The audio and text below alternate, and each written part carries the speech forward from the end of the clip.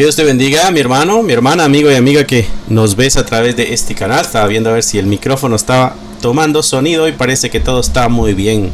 Bueno, bienvenidos. Bueno, estar aquí una vez más el día de hoy viernes con la segunda carta a los Corintios. El capítulo 2 es el que nos corresponde el día de hoy, así que espero que estén listas con sus Biblias, con su cuadernito de notas, marcador,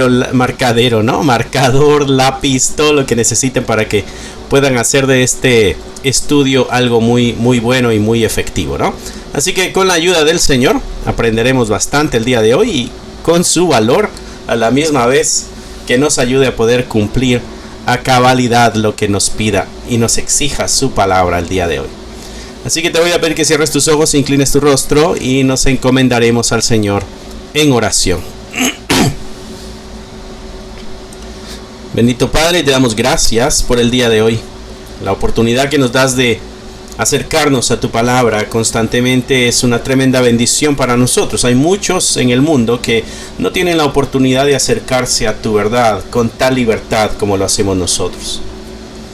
Y así como nos acercamos con libertad, te pedimos que te acerques tú con libertad a nuestros corazones y que los abras y que hables a nuestros corazones y que nos convenzas y que nos ayudes a cumplir la verdad aprendida el día de hoy, esa verdad que está preparada para nuestro corazón, y que cuando salgamos al mundo, cuando salgamos allá afuera, estos tiempos que pasamos contigo puedan ser manifiestos.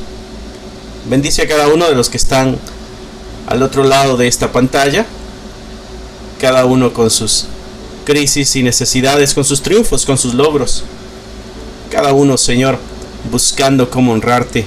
Bendícenos a todos, te lo pedimos en el nombre de Jesús. Amén, amén y amén.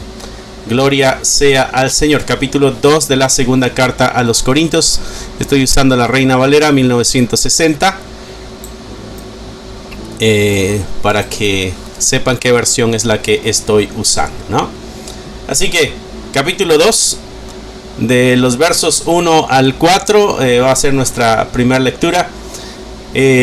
A manera de introducción, este segundo capítulo lo que abarca es el tema del perdón y de la reconciliación, temas bien importantes en nuestra comunidad cristiana. Pablo comienza recordando acerca de la visita que se había hablado. Recuerdas que en el capítulo 1, la semana pasada, hablando de esa visita, Pablo daba sus razones por qué no había ido, ¿no?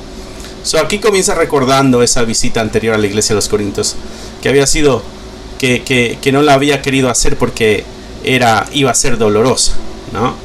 Y de ahí continúa tocando este tema del perdón y el tema de la reconciliación. Aquí está estos temas de disciplina y todo eso que hemos aprendido en la primera carta. Ahora estamos viendo algunos resultados de aquello que él pidió en la carta primera, ¿no? Así que dice el capítulo 2.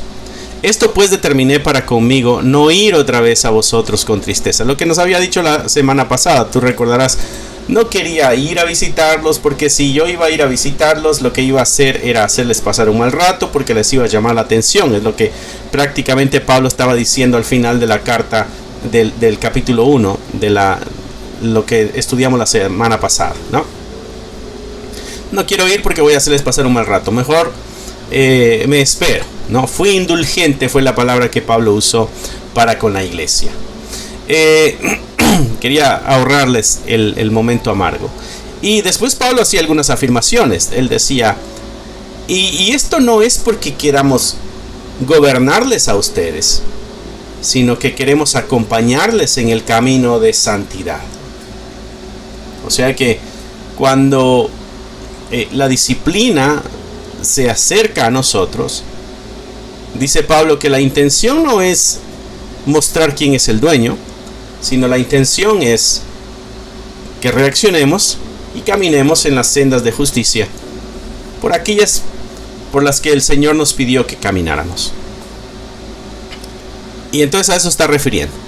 Eso fue lo que yo determiné para conmigo, dice Pablo, no ir otra vez a vosotros con tristeza. Porque si yo os contristo, porque si yo los hago pasar ese momento de tristeza, ¿quién será luego el que me alegre sino aquel a quien yo contristé? Entonces Pablo dice, si yo voy a ir y les voy a hacer pasar un mal rato, llamándoles la atención, corrigiéndoles por las situaciones pecaminosas que ustedes están pasando, ustedes van a quedar en un estado no muy agradable. Y cuando yo esté en una situación triste, ¿quiénes son los que me van a alentar? ¿A poco no son ustedes mismos los que me van a alentar? Dice Pablo. Entonces existe una necesidad del uno al otro. Entonces por eso Pablo está diciendo, esa es la razón del cuidado que tengo yo con ustedes, porque llegará el momento en que yo esté en una necesidad y ustedes serán los que me van a traer la fortaleza y el ánimo y el aliento. Y esto mismo os escribí para que cuando llegue no tenga tristeza de parte de aquellos de quienes me debiera gozar. Entonces dice Pablo, por eso yo ya se los escribí. Así que cuando yo llegue, no tenga tristeza. O sea, quiere visitarlos, pero quiere pasar un momento agradable, un momento de bendición, ¿no? Confiando en vosotros todos, que mi gozo es el de todos vosotros. El gozo de Pablo es el gozo de la iglesia, y el gozo de la iglesia es el gozo de Pablo. Hay reciprocidad en el vocabulario que Pablo está usando, ¿no? Les necesita, ellos le necesitan. Él se goza en ellos, ellos se gozan en él. Fue necesario no ir a la iglesia para no llevarles tristeza, porque también él pasaría tristeza al hacerles pasar tristeza, ¿no? Y es que no lo hace por él. Está hablando de esta reciprocidad que debe haber entre Pablo y la iglesia. Y esa es la misma reciprocidad que debe haber entre nosotros como iglesia, entre hermanos, entre miembros. Tener cuidado el uno del otro, buscando siempre el bien el uno del otro, no con acciones egoístas, sino enfocándonos en nosotros. Pablo tiene muy claro ese punto. Repetidas veces en sus cartas nos hace el llamado a que veamos a los otros, a nuestro prójimo, como superiores a nosotros, siempre con una actitud de servicio. Verso 4 dice, porque por la mucha tribulación y angustia del corazón os escribí con muchas lágrimas, no para que fueses contristados, sino para que supieses cuán grande es el amor que os tengo. Pablo dice, yo les escribí con mucho dolor. Y la intención, dice Pablo, de dejarles saber de que mi corazón estaba dolido, no era para que ustedes se pusieran tristes. La intención era para que supieran cuánto Pablo les amaba. Sabes, nosotros muchas veces tendemos a ver solo una cara de la moneda y vemos siempre aquella a nuestra conveniencia, ¿no? Oh, Pablo me llamó la atención porque se siente superior a mí, por eso me llamó la atención. Eso es parte del tema que tocaba en el primer capítulo, ¿no? Se quiere gobernarnos, quiere decirnos cómo vivir nuestra vida, ¿no? Y Pablo dice, no es eso. Y aquí en este sentido también nos está dando esta imagen. La moneda tiene dos caras. Quizá cuando les llegó la carta con tristeza, se sintieron ustedes como, ay, qué malas personas somos, mira todo lo malo que hemos hecho. Y dice Pablo, la intención no era esa, la intención era de que vieran mi preocupación por ustedes, que les amo. No que no le importa a la iglesia a Pablo, sino que sí le importa a la iglesia a Pablo. ¿Sabes? Cuando aquella persona a quien tú amas va por el camino equivocado, hay dolor en tu corazón. Si tú amas a esa persona, si tú amas a un hermano o una hermana en la fe, y tú estás viendo que su andar está alejándose de la voluntad de Dios, hay un dolor en tu corazón, hay una angustia en tu corazón, porque tú le amas y tú quieres que se mantenga cerca de Dios. ¿Por qué? Porque ese es el camino correcto. Es lo mismo que Pablo nos está dando a entender aquí en este verso 4. Pablo expresa acá su deseo de no causar tristeza en estos versos del 1 al 4. No causarle tristeza a la iglesia de los Corintios. Tenía toda la intención de visitarlos nuevamente, pero decidió no hacerlos, para evitarles el dolor y para evitarles la tristeza. Así que Pablo tiene muy metido en su corazón el amor para esta congregación, ¿no? Muy bien. Verso 5. Pero si alguno me ha causado tristeza, no me la ha causado solo a mí, sino en cierto modo, por no exagerar, a todos vosotros. Entonces Pablo aquí ya aborda un tema personal, hablando de la tristeza que él sentía, por la cual les dejó saber que estaban tristes, y no era la intención hacerlos sentir tristes, sino que la intención era mostrarles cuánto les amaba. Pablo dice, en cuanto a la tristeza, esa tristeza fue causada por alguien, ¿no? Ese alguien que me causó la tristeza, dice Pablo, al causarme a mí tristeza, no solamente me la causó a mí. Y no quiero exagerar, dice ahí Pablo, ¿no? No por exagerar. Pero también esa tristeza se las causó a todos ustedes. Recuerda, somos un solo cuerpo. Son puntos que Pablo tiene muy claros en su mente y en su corazón. Somos un solo cuerpo. Cuando uno está dolido, todo el cuerpo se duele, y cuando uno se goza, todo el cuerpo se goza. Las verdades que Pablo nos enseña son las verdades que Pablo vive. Las verdades que tú y yo enseñamos son verdades que tú y yo debemos vivir. No debemos pedir y no cumplir nosotros lo que pedimos. No pidamos lo que no podemos dar. Pablo acá está dando una tremenda lección. Si nosotros vamos a exigir, a demandar, a pedir algo de alguien, asegurémonos de ser nosotros los que lo damos primero. Pablo está diciendo, hay una tristeza que se me causó por alguien, y ese alguien causó la tristeza para ustedes también. No había un individuo específico ahí en la iglesia de Corinto que había causado dolor, había causado aflicción, no solamente a Pablo, sino a toda la comunidad. No se menciona explícitamente, ¿no? Quién es esta persona, ni cuál es su falta. Pero es muy probable, y entre las personas que hacen comentarios de esto, todos apuntan hacia alguien. Es muy probable que se trate de aquel personaje de 1 Corintios capítulo 5, del 1 al 5, que se le puso en disciplina por la falta que estaba teniendo. Estaba acostándose con la esposa de su padre. ¿Recuerdas tú eso cuando Pablo llama a la disciplina y pide que lo saquen de la iglesia, que se le entregue al diablo, ¿no? Dice, bueno, al parecer esa es la persona que causó la tremenda tristeza en Pablo, y que a la misma vez causó la tristeza en toda la iglesia. A esa persona Pablo les dijo que tenían que ponerle en disciplina. Pablo instó ahí a la iglesia a disciplinar a esa persona, ¿no? ¿Y cuál es la intención de la disciplina? De que la persona se arrepienta. Y al arrepentirse, bueno, la iglesia da el perdón, ¿no? O sea que la disciplina tiene esa función. Es necesario arrepentirnos para recibir el perdón. Es necesario que la disciplina pueda causar ese efecto en el corazón del que está siendo disciplinado. A veces los corazones son demasiado duros, nuestros corazones son muy duros, y no nos doblegamos tan fácil. Tenemos un orgullo tan elevado y se nos hace difícil dar el perdón, o se nos hace difícil pedir perdón y arrepentirnos. Hay de los dos lados, de los dos bandos. Ese sentimiento debe estar fuera del contexto de la iglesia. Debemos ser fáciles y prontos para perdonar, y a la misma vez debemos ser fáciles y prontos para arrepentirnos y pedir perdón.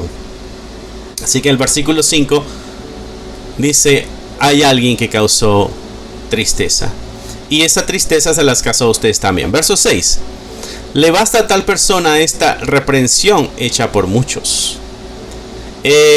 La reprensión a la que Pablo se menciona es a la disciplina que se le puso, pero la otra reprensión a la que también pudiera mencionar es al hecho de que sus actos produjeron tristeza dentro de la comunidad de fe. Vino a afectar a una comunidad de fe sus acciones.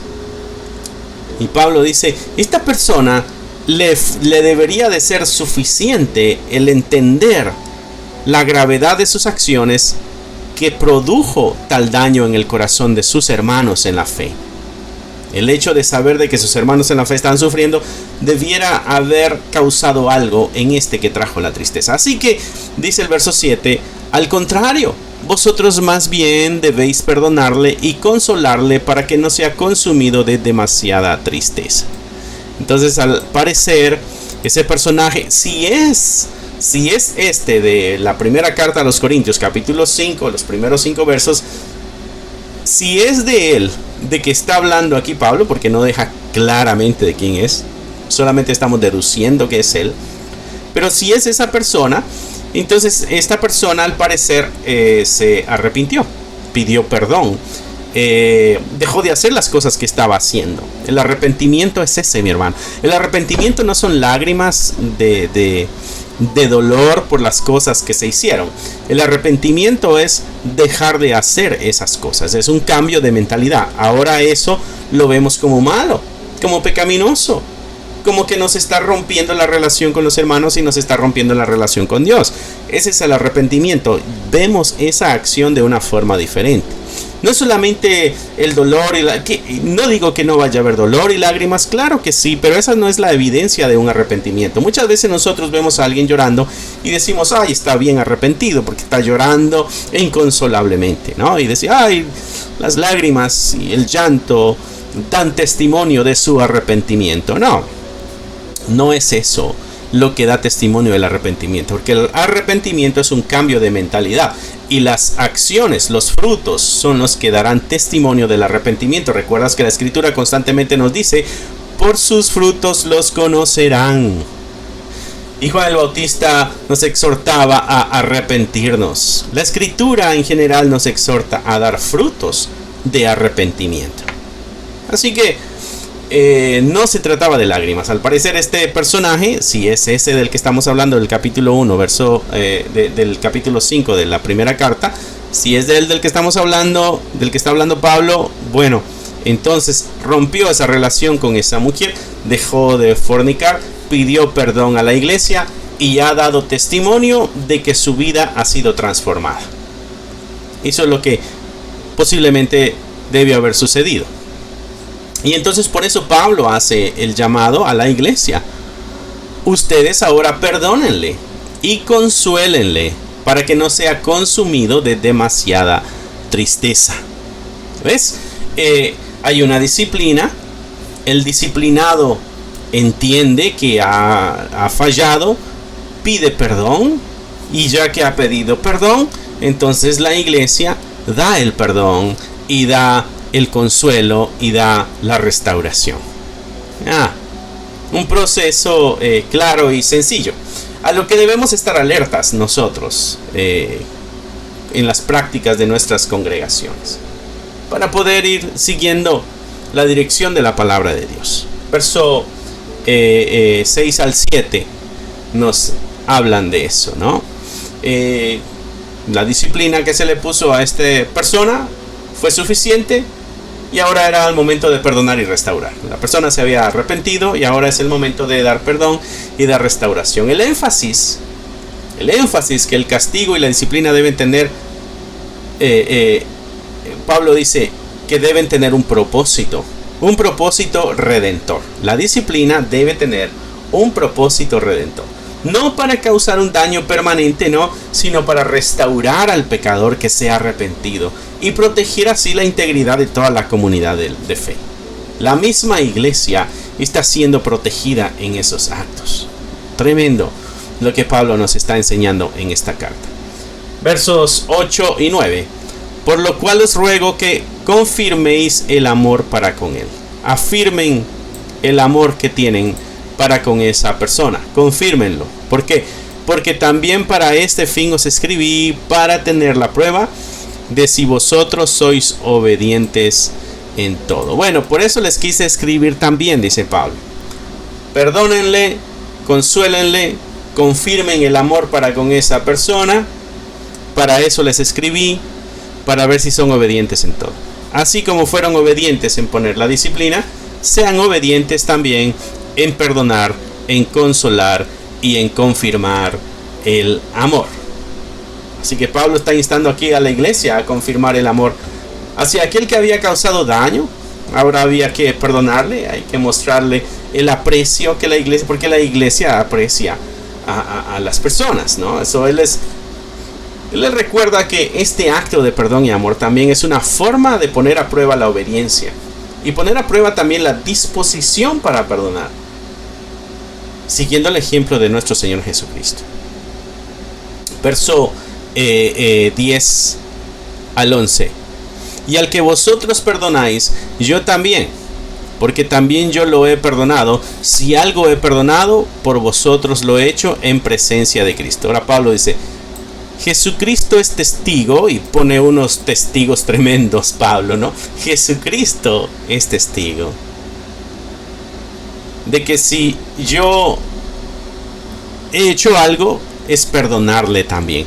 Pablo dice, me causó a mí tristeza, pero yo no voy a guardar rencor, yo no voy a guardar odio, yo voy a dar perdón. Y Cristo es testigo de que yo perdono a esta persona. Así como ustedes le perdonan, yo también le voy a perdonar. Así que no va a haber amargura en el corazón. Y Pablo da una razón tremenda. Para que Satanás no gane ventaja alguna sobre nosotros, pues no ignoramos sus maquinaciones. Pablo nos recuerda que en este andar de la iglesia, donde hay pecado, donde hay faltas, donde es necesaria poner la disciplina, donde es necesario el arrepentimiento, donde es necesario dar el perdón, dar el consuelo y reafirmar el amor, donde no debe haber lugar para amarguras, donde no debe haber lugar para deseos de venganza, donde no debe haber lugar para odio. Pablo dice, esas son oportunidades. Esas son oportunidades para que el diablo venga y tome ventaja de nosotros. Pablo es muy claro. Existe un ser espiritual que tiene el deseo de destruirnos como creyentes y destruirnos como iglesia. Y una de las cosas que va a utilizar van a ser esas grietas en nuestras conductas, esas grietas en nuestro corazón, esas grietas en nuestros deseos, intenciones, esas grietas en nuestra naturaleza pecaminosa que todavía alumbran por ahí. Bueno, el diablo las va a usar para destruir y tomar ventaja. Recuerda que él vino a matar, a robar y a destruir, para que Satanás no gane ventaja alguna sobre nosotros. No ignoramos sus maquinaciones. Así que no creas de que el diablo no está interesado en que tu corazón guarde amargura. No creas que el diablo no está interesado en que tu corazón se llene de raíces de amargura, de división, de enojo, de frustración. En todo esto, Pablo está diciendo, hay que tener mucho cuidado. Muy bien, ahora el versículo 12, aquí mi Biblia dice, ansiedad de Pablo en Troas. ¿Ansiedad a qué? Dice, cuando llegué a Troas para predicar el evangelio de Cristo, aunque se me abrió puerta en el Señor, no tuve reposo en mi espíritu, por no haber hallado, a mi hermano Tito. Así despidiéndome de ellos, partí para Macedonia, ¿no? Entonces Pablo, expresando su preocupación por Tito, ¿no? Había sido enviado a la iglesia de Corinto para tratar asuntos importantes, y Pablo esperaba encontrarse con Tito ahí en Troas. Pero al no encontrarlo ahí, su preocupación aumenta, y Pablo aprovecha la oportunidad para compartir sobre su ministerio ahí en Troas, donde se le abrió una puerta, dice ahí, para predicar el evangelio, ¿no? Llegó a Troas para predicar el evangelio de Cristo. Se le abrió una puerta en el Señor. Quiere decir que mucha gente escuchó el evangelio de nuestro Señor Jesucristo por boca de Pablo. Muchos creyeron.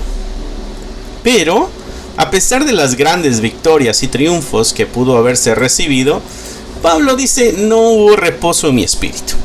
No había esta hermandad y esta unidad que Pablo tiene con Tito, que tiene con Timoteo. La podemos descubrir en sus escritos y en las cartas que les escribe a ellos.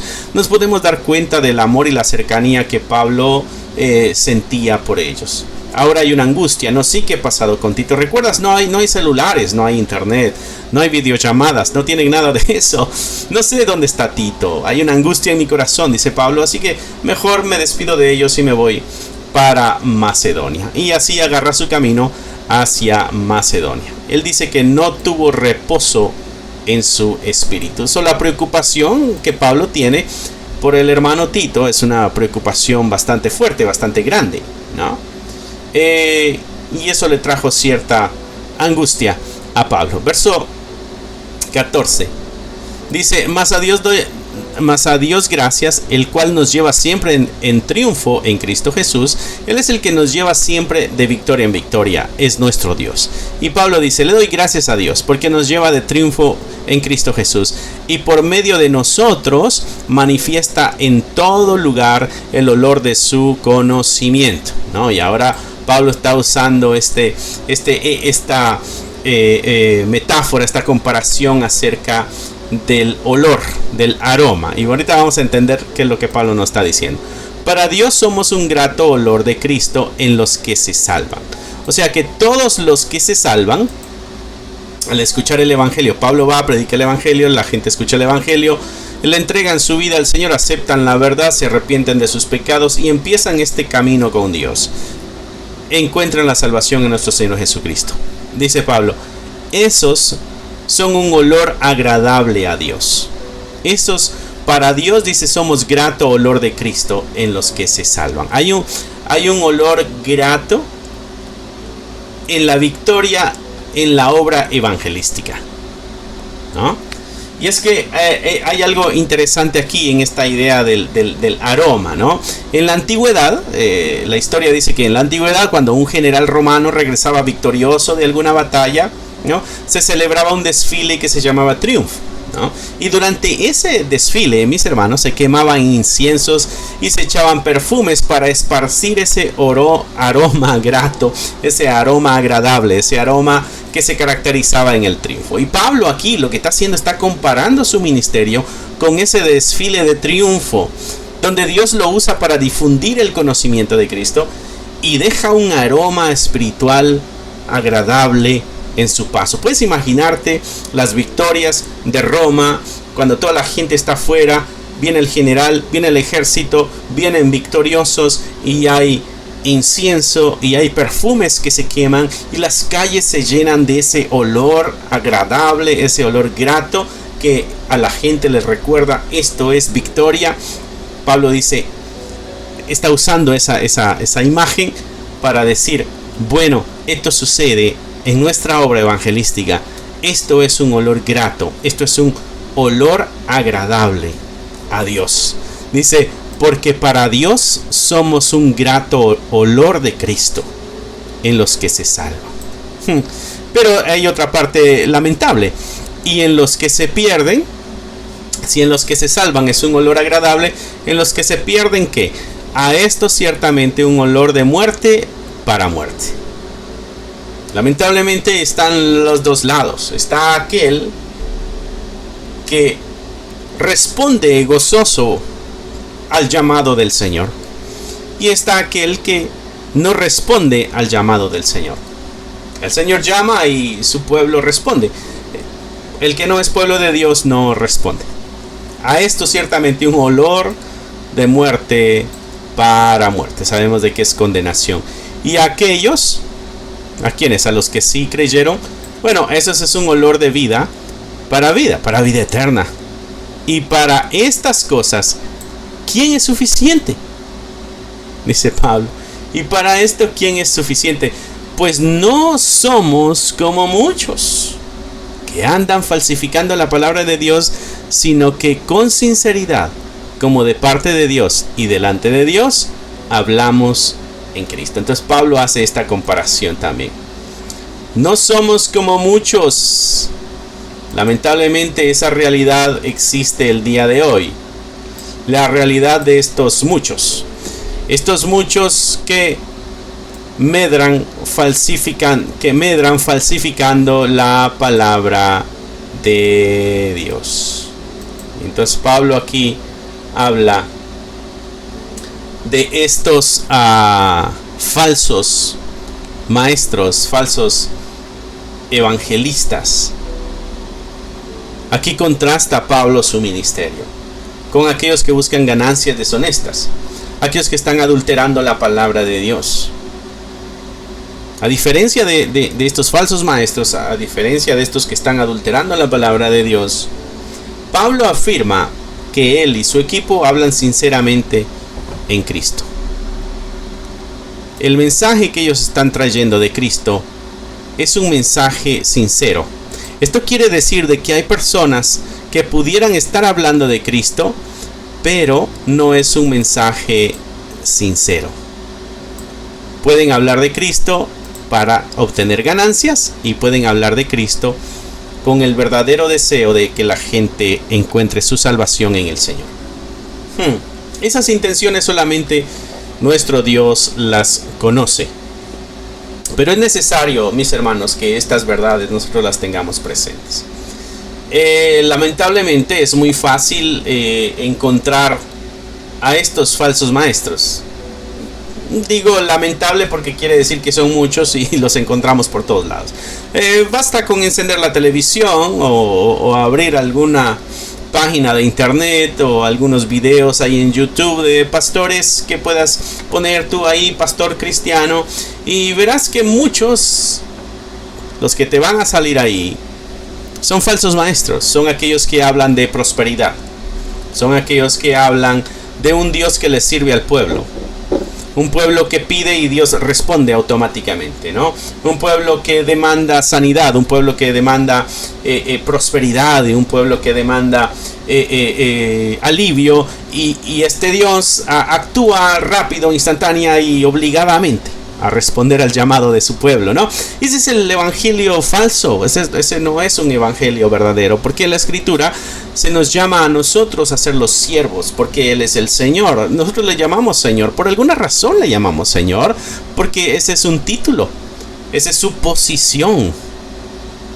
Quiere decir que Él está por encima de nosotros y nosotros somos los siervos, nosotros somos los que debemos ponernos al servicio de Él. No es Él el que se debe poner al servicio nuestro. Pero es muy fácil crear el mensaje de este Dios al que tú le pides y Él te da. Es muy fácil crear este mensaje humanista, ¿no? Donde el gran enfoque de la enseñanza es el ser humano y no es nuestro Señor. Evalúa, mi hermano, lo que aprendes y lo que escuchas. ¿Es bíblico o no es bíblico? ¿Está basado en la palabra de Dios? ¿Es la palabra de Dios la que está moviendo al que anuncia el mensaje? ¿O el que anuncia el mensaje está manipulando la escritura para apoyar sus ideas y su mensaje? Es necesario que nosotros abramos nuestros oídos espirituales. Pero, mi hermano, déjame decirte esta parte de tu responsabilidad. Tú no vas a poder saber si el maestro es falso o el maestro es verdadero si tú no conoces la palabra de Dios. Si tú no conoces la palabra de Dios, no vas a poder tener bases para evaluar si es verdad o es mentira lo que te están enseñando, lo que te están instruyendo. Así que tienes una responsabilidad.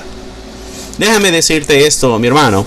La Biblia se lee en 40 horas. Alguien hizo ya la prueba y en 40 horas. Esta persona, hace unos años atrás, escuchaba su testimonio en la radio. Él tenía una semana de vacaciones en su trabajo y él dijo, bueno, yo trabajo 8 horas diarias, los 5 días de la semana, trabajo 40 horas. Y él dijo, esta semana que tengo libre, la voy a invertir en leer la palabra de Dios. Como que si estuviera yendo al trabajo, voy a estar leyendo la palabra de Dios. O sea, de que empezaba su hora de trabajo, él empezaba su lectura en esa semana que tuvo de vacaciones. Y él dice, en la semana terminé de leer la Biblia. Dice, en 40 horas se lee la Biblia. Hay hermanos cristianos que tienen años en el andar de la iglesia, tienen años asistiendo a la iglesia, tienen años escuchando mensajes, tienen años de llamarse cristianos, pero no han leído ni una sola vez completa la escritura. Y a veces los pasajes que se leen son esos pasajes de abundancia, ¿no? Esos pasajes de pide y se te dará, reclama y se te va a dar, que eso ni siquiera está en la escritura, que tú reclames y se te va a dar, ¿no? Pero mucha gente comienza a pregonar esos versos fuera de su contexto, como uno de los que mencionábamos aquí, hablando de Dios que nos lleva siempre en triunfo en Cristo Jesús, siempre nos lleva en triunfo, ¿no? Y nosotros decimos, gloria a Dios, cualquier cosa que yo haga, yo sé que voy a triunfar, porque el Señor nos lleva siempre en triunfo en Cristo Jesús. Pero cuando lees el contexto, Pablo está hablando de un triunfo diferente. Está hablando de lleva el mensaje de Dios, y siempre hay personas que escuchan el mensaje de Dios y encuentran en Dios el perdón y la salvación. Y ese es el triunfo que Pablo está hablando. Porque no lo había mencionado aquí. Cuando llegó a Troas a predicar el Evangelio de Cristo, se le abrió una puerta en el Señor, ¿no? Y ese es el triunfo al que Pablo se está refiriendo. Y ese es el triunfo a que Dios le lleva. Dios, donde a Pablo le llevaba a Dios, siempre habían creyentes. En todos los lugares donde Pablo fue y anunció el Evangelio, siempre arrancó una iglesia. Gloria sea al Señor. Ese es el triunfo al que Pablo está refiriendo. Ese es el triunfo al que él dice que Dios nos lleva siempre en triunfo en Cristo Jesús. Entonces, cuando yo no leo el contexto, cuando no me leo las cartas completas, cuando no me leo los capítulos completos, yo me arranco este verso, ¿no? Mas a Dios gracias, el que nos lleva siempre en triunfo en Cristo Jesús. Y ni siquiera completo me lo aprendo, me pongo de memoria solo el 50% de este verso. Y entonces este verso está diciendo, todo, en todo lugar y en todo momento voy a estar en victoria, porque es Dios el que me lleva en triunfo en Cristo Jesús. No es lo que Pablo está diciendo. Y por aquí están estos, los que anuncian eso. Los que medran falsificando la palabra de Dios. Y de esos tenemos nosotros que cuidarnos. Los que falsifican la palabra del Señor. Mi hermano, debes tener cuidado con el alimento que estás poniéndole a tu ser interior, a tu espíritu. Porque puede ser que lo estés alimentando de comida chatarra, que lo único que te va a producir será un cáncer espiritual. Es necesario que te alimentes de comida sólida, comida buena, comida nutritiva, la palabra de Dios. Así que si tú eres una de esas personas, mi hermano, mi hermana, que ya tiene años en el Evangelio y no ha leído ni una sola vez la Escritura, te exhorto a que lo hagas. Te exhorto a que lo hagas, porque ahí es donde se encuentra la vida. Ahí es donde descubres a Dios. Ahí es donde descubres su voluntad. Ahí es donde te encuentras con Cristo. Cristo es la palabra. En el principio era el verbo, era la palabra. Y el verbo era con Dios y el verbo era Dios. Hay una tremenda relación entre la revelación del Espíritu Santo, que es la palabra de Dios, y Cristo, que nos fue revelado. De muchas maneras, dice Hebreos, se nos había hablado en el pasado, a través de sueños, a través de profetas, a través de visiones, de muchas maneras, pero ahora nos habla a través del Hijo. La revelación máxima de Dios es Jesucristo. Así que, mi hermano, mi hermana, es necesario tomar en cuenta a la Biblia. Esto debe ser tu alimento sólido diario. Lee la palabra de Dios, mi hermano, para que no caigas en el error. Y así estas cosas de perdonar, restaurar, se nos harán fáciles, porque nuestro corazón va a estar moldeado y va a estar enfocado en la voluntad del Señor. Así que Pablo nos destaca la importancia del testimonio y la importancia de difundir el mensaje del Evangelio. Todos los creyentes, nosotros, todos los creyentes, somos llamados a ser portadores, como decía Pablo, de ese aroma de Cristo, esparciendo el conocimiento de Él en todo lugar. En todo lugar debemos esparcir el conocimiento de nuestro Dios. Sin embargo, Aquí Pablo también está enfatizando que la respuesta individual del Evangelio determina el resultado final. O sea, no todos van a creer en el Evangelio. No todos lo van a hacer. Porque hay algunos que son para vida, decía aquí, y hay otros que son para muerte. No todos responderán al Evangelio de una forma positiva, pero siempre van a haber unos que van a responder para vida. Y es ahí donde vemos el triunfo en Cristo Jesús. Gloria sea a nuestro Señor. Unas preguntas, recuerda, siempre tenemos unas preguntas de discusión para que tú puedas responderlas después del estudio que tuvimos. Cuando termine el video, que no se quede acá tu meditación y reflexión, sino que también te tomes el tiempo para poder discutir o responder estas preguntas que te ayuden a discutir si hay alguien más o estás tú solo, para incrementar lo que hoy hablamos aquí, ¿no? Así que, primer pregunta, mi hermano: ¿cuáles son los desafíos y obstáculos que enfrentamos al perdonar y buscar la reconciliación en situaciones de conflicto dentro de la iglesia? Desafíos y obstáculos que enfrentamos cuando estamos buscando la reconciliación y el perdón en el conflicto que se puede dar en nuestras iglesias. ¿Cómo podemos superar estos desafíos? ¿Y cómo podemos experimentar la restauración y la unidad que Dios desea para su pueblo? Otra pregunta: ¿cómo podemos nosotros poner en equilibrio disciplina y perdón en la iglesia, reconociendo la importancia de mantener la integridad de la iglesia y promover la restauración de aquellos que han causado daño? ¿Cómo tenemos ese equilibrio, mis hermanos? ¿Cuáles son los principios bíblicos? ¿Cuáles son los principios bíblicos que nos guían en el proceso de disciplina y restauración dentro de la comunidad cristiana?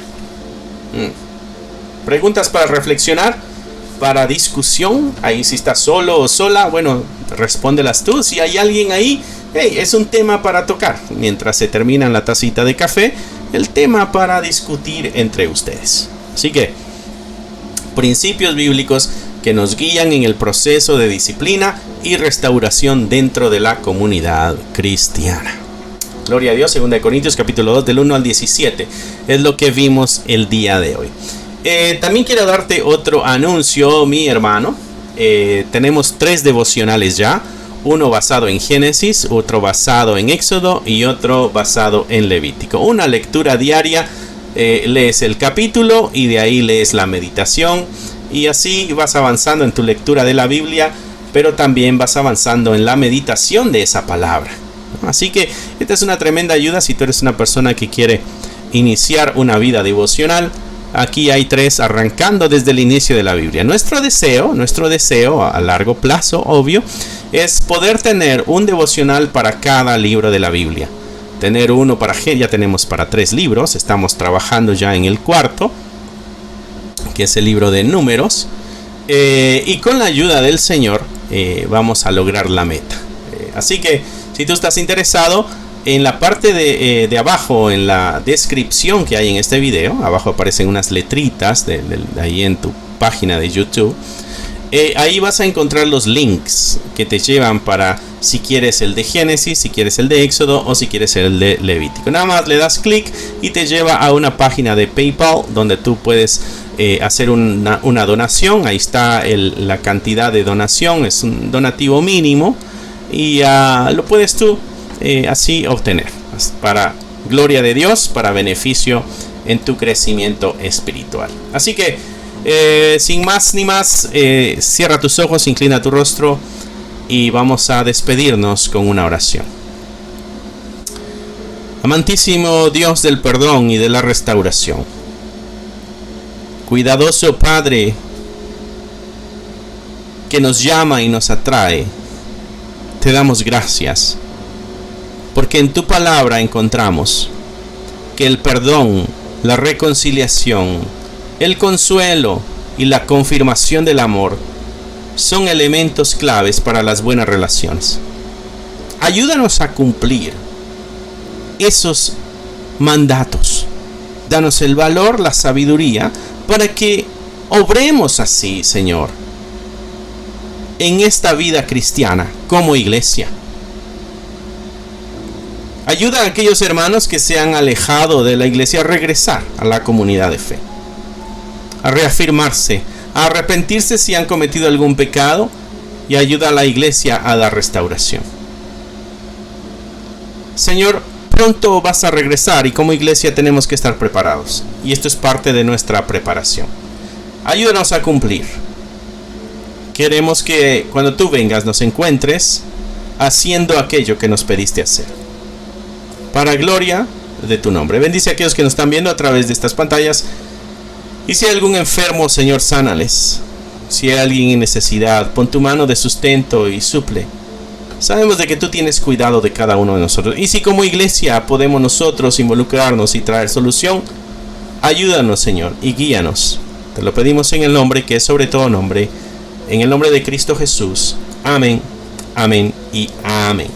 Gloria sea a nuestro Señor, mis hermanos, y los dejo acá con un último anuncio. Recuerda que estamos a las 7 los miércoles, a las 7 hoy todos los viernes, y a las 2 de la tarde todos los domingos. Así que déjale saber a tus amistades, amigos, familia, hermanos en Cristo, que aquí hay un lugar donde estamos aprendiendo la palabra de Dios. Y no olvides, llévate tu devocional para que cada día tengas una lectura y una meditación de la palabra de Dios. Que Dios te bendiga, mi hermano. Gracias por haber escuchado la palabra de Dios. Es un gusto para nosotros saber de que este mensaje está alcanzando muchas vidas. Nuestro deseo es de que tú crezcas al igual que nosotros vamos avanzando en el conocimiento de la palabra de Dios.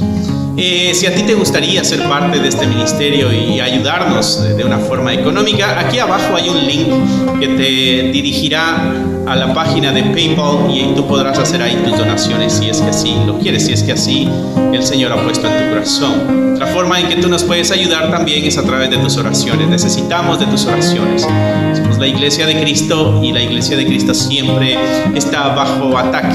Necesitamos de tus oraciones. Así que gracias una vez más. Es un gusto poder saber de que somos útiles para tu vida espiritual en este caso. Bendiciones y esperamos en Dios vernos pronto. Bye.